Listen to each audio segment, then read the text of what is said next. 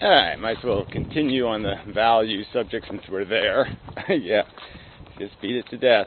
Go over it again and again. So anyway, the real substance is I left off on the Hythloday video. Disagreement isn't really about the negative function. They're conceding the negative function of life. The fact that suffering exists, and gee, it'd be really cool if it didn't. In a lot of cases, in most cases, in 99.99% of cases, it'd be nice to get that nasty bit extracted. But they perceive that the game is worth it, that the suffering, although egregious, is worth it by their arbitrary math. And they're saying all the math is always arbitrary, and I guess I'm saying it's not arbitrary. It can be logically examined, it can be torn apart, and we can pick it apart. We can pick apart what we're claiming to have value and see it that it has no value. And that's sort of like the Benatar asymmetry kind of does. It kind of points out the obvious, that your non-existence is not a negative state. You don't go to a negative place. You just go to a place where you don't need anything.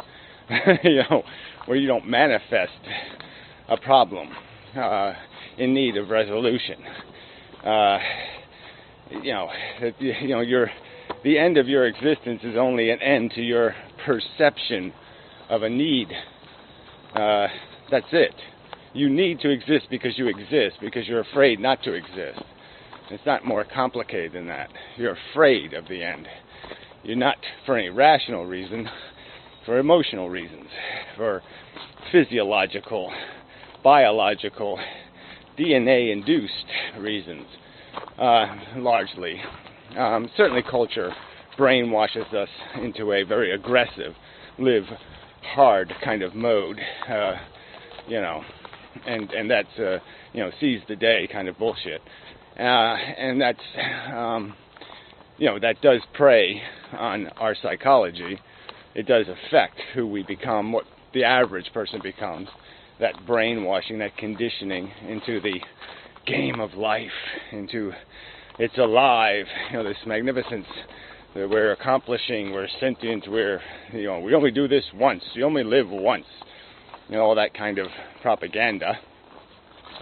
Instills in us a grand appreciation, an affection almost for our desire, rather than a perception of desire for what it is, which is this mechanism that obliges us, compels us to keep chasing, to never be finished. And that's, not logical. So the real examination needs to be on this, the definition, the establishment of the true credibility of this positive component. Now, not the positive component in that, I saved somebody from drowning, let's say. Now, the positive component in the short run seems obvious. They won't suffer the unpleasantness of drowning. Their loved ones won't have the grief of loss. But the truth is, they're going to die another day. The truth is, they might die horribly slowly, and piece at a time.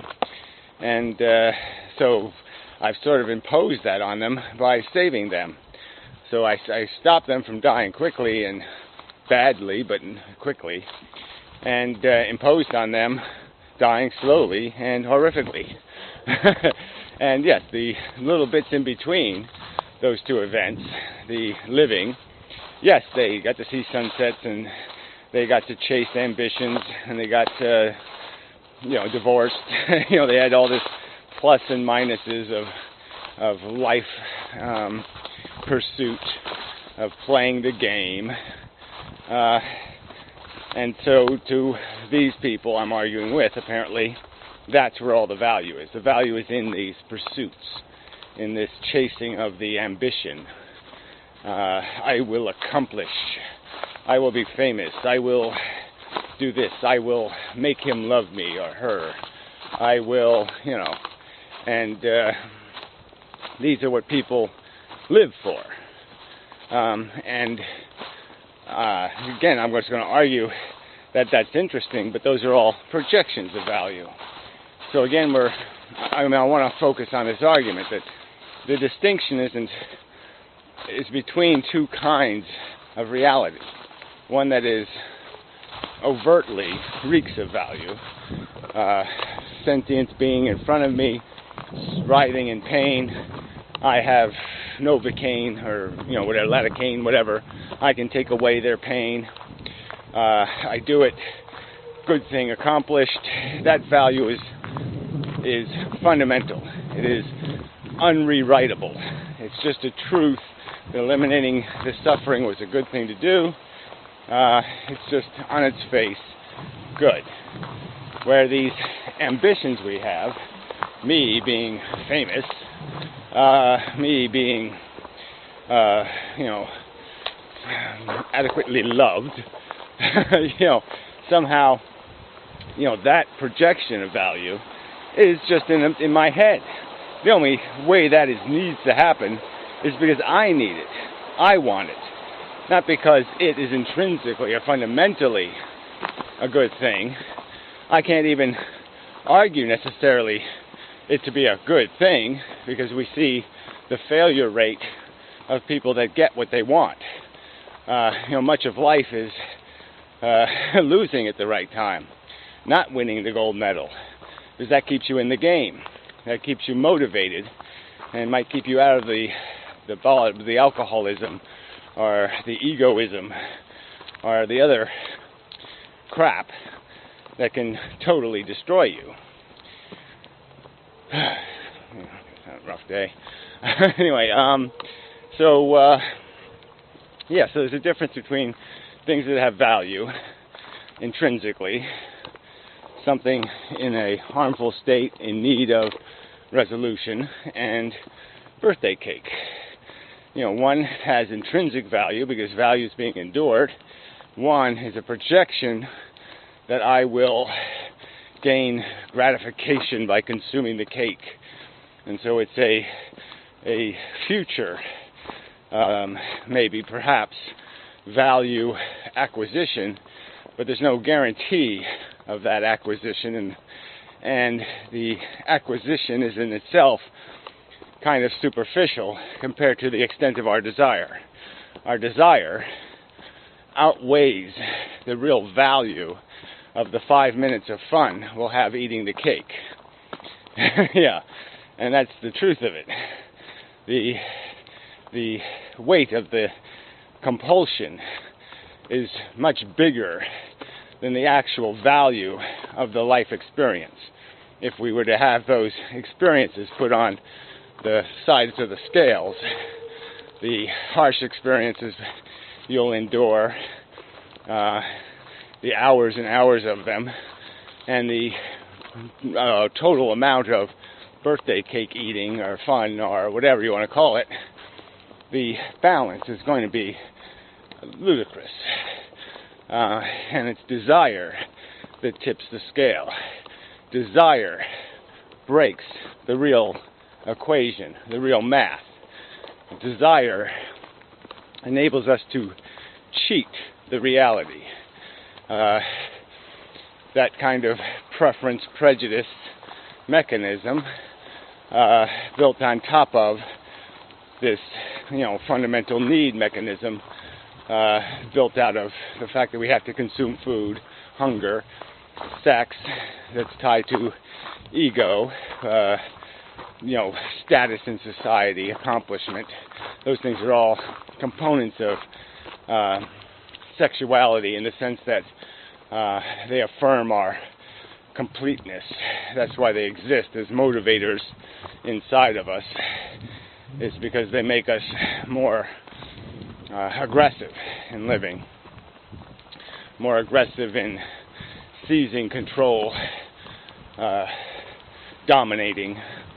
Our DNA goes into the future, theirs doesn't, because we play this ego game better than they do.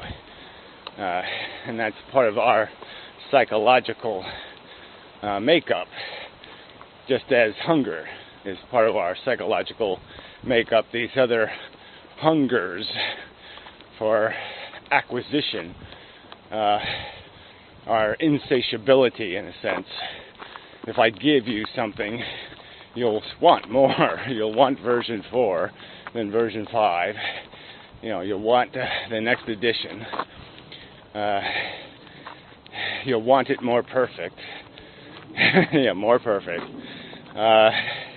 Your eyes do wander for flaw, for something to be fixed. That's the mechanism of the machine.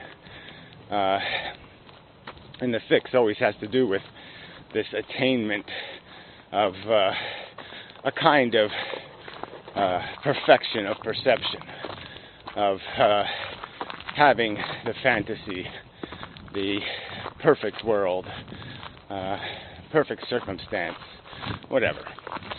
Perfect experience, I suppose would be the better word. Yeah, to have it just right, the porridge just right, our striving to find just right porridge. Alright, so in dissection, all of this projected value of the, it'd be very good if I have birthday cake, is the whole thing, the whole engine, the whole definition of our accomplishment. We say we need to be here as a human species because we're so cool. I'm sorry, that's about all I can paraphrase the argument as. What else do they have? Pretty much that's all they're saying. Humans are so cool that, gee, it would be just awful if they didn't exist because they are so cool. And logically, that can be unraveled so easily, just by pointing out all the super cool stuff that doesn't exist right now, that never existed, that we don't lament its non-existence. We don't go, ain't that awful that there are no double humans. We just don't do that. We don't worry about the non-existent civilizations, the non-existent, other worldly, planetoid living beings. We think about even historical civilizations and go, oh, isn't it too bad? But I mean, come on, the depth of our concern is non-existent in terms of a real reaction that has as a component any real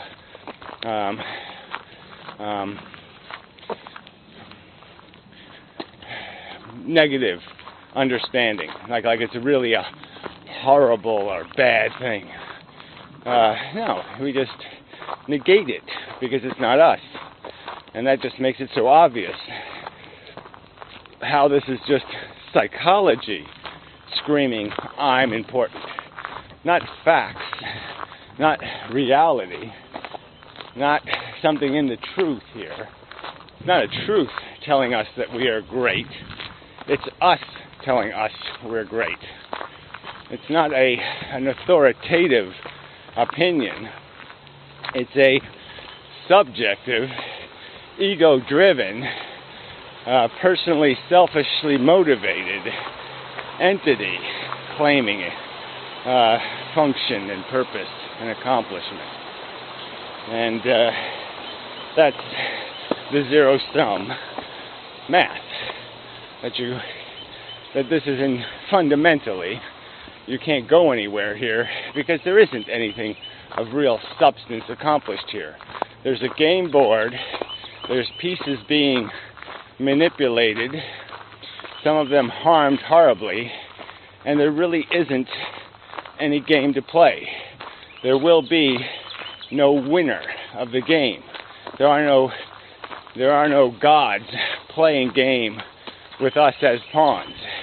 There is no accomplishment in the game play. The game play just disposes of pieces. I mean, I've said that before, and I think it's as good a metaphor as there is. But that's all this game does. It just disposes of pieces and then replaces them with a new piece, just to do it again, just to dispose of it again, and then dispose of it again, dispose of it again.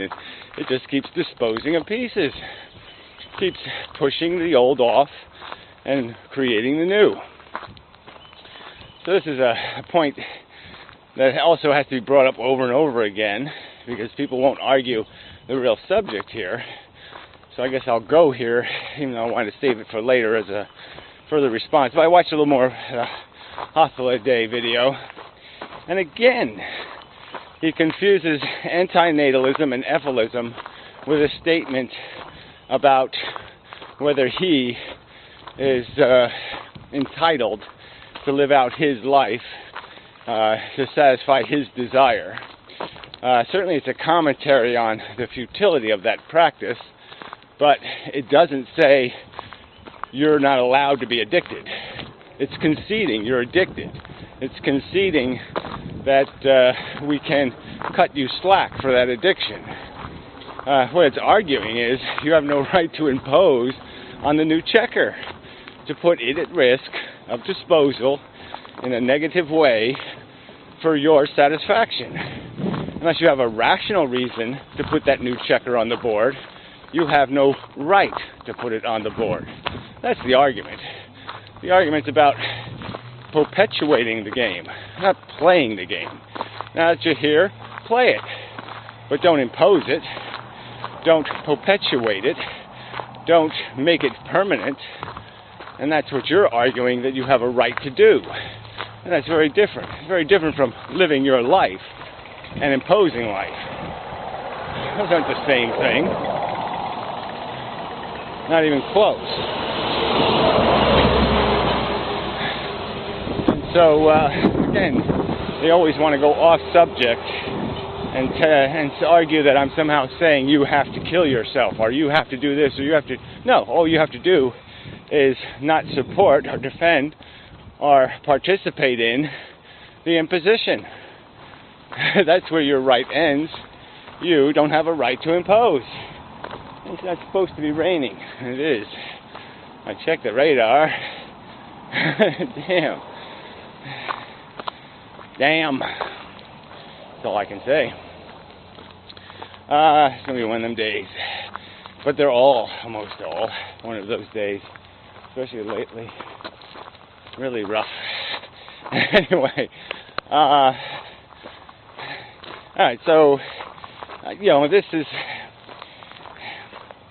I mean, it's quite... the Benatar asymmetry, the idea that, look, there's harm involved here, there's risk, and that we can sort of understand that the need to do it is vacuous. It's based on my ego. My ego thinks I need to be here. My ego thinks I'm cool. I'm accomplishing. What I'm going to do is so cool. That's my ego. It's not reason. It's not rationality.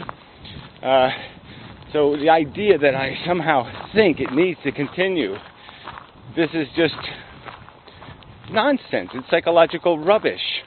And it can be understood to be that. And it can be understood that there is no purgatory in non-existence. The Venetians are not sitting in purgatory right now. They're not suffering in some non-existent jail going, oh, why don't we exist? Why don't the humans make us exist? Why don't they give us life? None of that's happening. And none of it will happen when we don't exist. There'll be no loss to the universe. There'll be no loss of meaning or function. There just won't. And what you will lose is all of this suffering. You'll get it. You'll have it for free now. It's a free lunch. Yeah, okay, it's not much food value, but you don't need food value when you've got a stomach anymore. So it's really not that complicated. Anyway.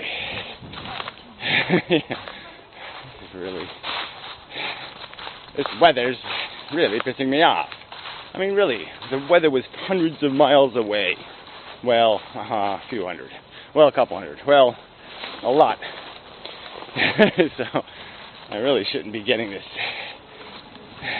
wetness thing happening. Not that it matters that much, but I really am running on empty. Just not right. Haven't been right for a long time. And it's irritating not to be myself. But anyway,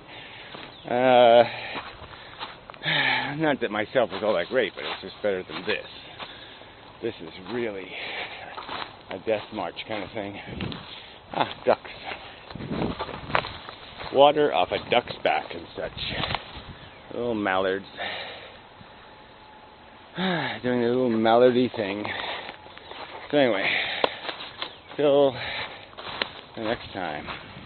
So again, I mean, I haven't done this quite as good as it needs to get done to really truly explain that what you think, your ambition, your desire, you've got to look at these things and understand what they are. They're manifestations of your ego, your aggrandizement of yourself. And they aren't reflections of anything real. And the suffering is real. Anyway. Till the next time and such. And so forth and whatnot. Go look at what I have to do today.